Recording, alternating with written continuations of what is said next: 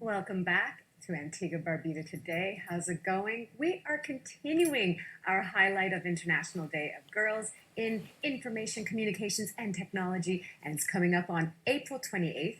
And our guest here right now, waiting for us on the interwebs, Zoom, is it Damara Phillip? Damara Phillips. Damara Phillips. Excellent. Perfect. So, going off of that, good morning and tell us about yourself. Good morning. How are you this morning? I'm good. I'm good. I love your jacket. I am such a stan of like a leather jacket. So already I'm just like, he's so cool. Thank you. Well, as you said, my name is Damara Phillips. I am an Antiguan and Barbudan. I am 33. I am a self-employed graphic designer and international DJ. And yeah, that's pretty much it. Again, I am fangirling because you said DJ. And one of my other friends back in Vancouver is a DJ as well. And I would always just be like, oh my gosh, you're doing the thing I wanted to do when I was like 11 years old. And I was trying to like mix all like my different CDs and things. So how did that happen for you? When did you start saying, yep, she's a DJ? Um, Professionally, I would say 2006, but I started as young as 12 years old. I was attending the Antigua Girls High School. I come from a very musical family. My mom loved all genres of music. My dad had a discotheque on Popeside Street called the Zodiac Club. So he would have a lot of records and would have a sound system. So ever since I was a young girl, I can remember growing up hearing all types of music. I fell in love with music. My mom started me in piano classes in primary school. I also started to play the pan in high school, but I didn't like reading music. I was just that person that would hear something and then go back to the instrument and play it. I played by ear a lot. And then I saw my cousins getting into sound system. I had a cousin that went to the St. Joseph Academy, got Purcell, and he and his crew started this sound system and they would collect music. And I started to follow him and started to collect music. And then when I was in first form, the internet was becoming popular. Stuff like Napster and Aries and LimeWire started to become popular where people would exchange MP3 files and music. So I had a very huge collection. Also, my brothers had a huge collection of CDs, my mom. So I would rip the CDs and upload them to my computer. And one day I stumbled across a virtual turntable program called, what was it called at the time? It was called Automix. It's now called Virtual DJ. And I pretty much taught myself how to blend and mix music using that program. And throughout high school, I would, play to myself, play to my family. I would make mixtapes. I was that girl in school that everybody came to for the latest music, for like the fetes and the dance groups. And it pretty much started in high school for me. So that truly is like the formative age because you said 12 and for me I was like, Yes. oh, if I had the, the foresight at Yes. 11 to pursue it, then maybe I would have been like following in your footsteps. So for you, Sure. where are you joining us from? And you said also international. So I'm very excited to hear about where DJing and graphic design has taken you. For right now, I'm actually in Madrid. I'm in Spain. I've been here for about a month. I came to visit my best friend. We met in high school, Sapio, and I had a couple of. I had a gig last weekend, but I've been, exploring the dancehall reggae scene here in Spain. It has, it is a little niche here, so I was excited to see how the people in Spain receive dancehall reggae music because those are two genres that I heavily play. Although I'm an open format DJ, but that's the foundation of my music, my DJ career.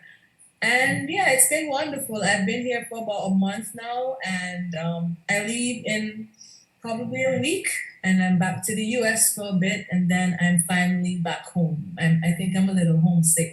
Oh, okay. So Madrid, I mean, I hope for you because for me it was one of those like surprise favorite cities where you assume that you're gonna love like someplace like Paris or you're gonna love like Milan or whatever. But Madrid, I was like, huh, I never thought of you, and then I fell in love with it. So I'm hoping you're falling in love with it. You said that Yes, they have. Madrid. Go ahead. Yes, sorry for cutting you, but yes, Madrid is very beautiful. It has a lot of history. And like I said, there is a dance already. They even play soca here Oh because yeah, when we were in the club a few weeks ago, they were playing soca, and I'm like, wow. And the thing about it, majority of the people here speak Spanish, but you're in the club and you see them singing the songs word for word, and I'm like, these people don't even speak English. Like, yeah. it's very it's very exciting to see how they embrace our Caribbean culture Mhm. here in terms of the music. Yeah, that is definitely a culture that loves to dance. And that's why I think for me it was just a revelation where I'm like, oh, there are other people who, as soon as the music starts, they're like, yeah, we're on the floor. Yes, We're going to be yes, dancing. We love the yes. song, we are dancing. So I'm so glad you're enjoying it. So, where else would you say would be your favorite place that you've DJ'd or your most maybe unexpected? Oh my goodness, they listen to soca here. Unexpected. They listen to dancehall here. Place that you've been.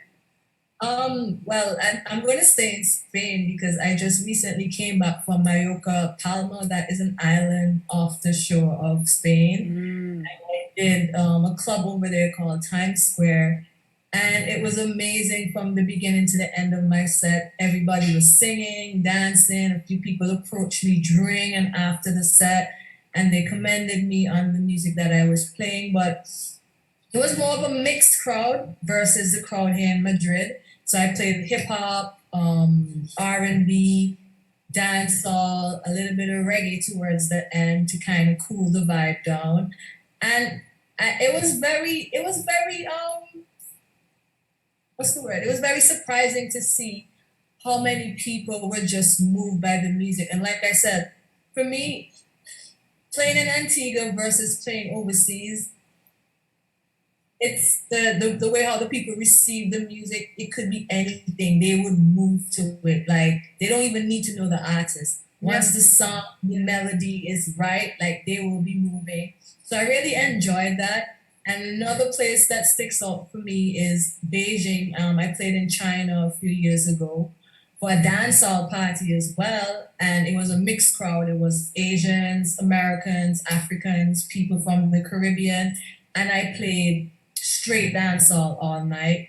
Not only the commercial stuff like Sean Paul and Shaggy, but people like Busy Signal and Vibes Cartel and you know the stuff that we are used to here in the Caribbean, and everybody was moving from the beginning to the end. So I really enjoyed playing in China before, and throughout the Caribbean, I've played throughout the Caribbean. I played in California as well. They have a pretty dope scene in California. And I've probably been to most of the islands throughout the Caribbean, except probably Cuba, Jamaica, and the Bahamas, Okay. and probably the USVI.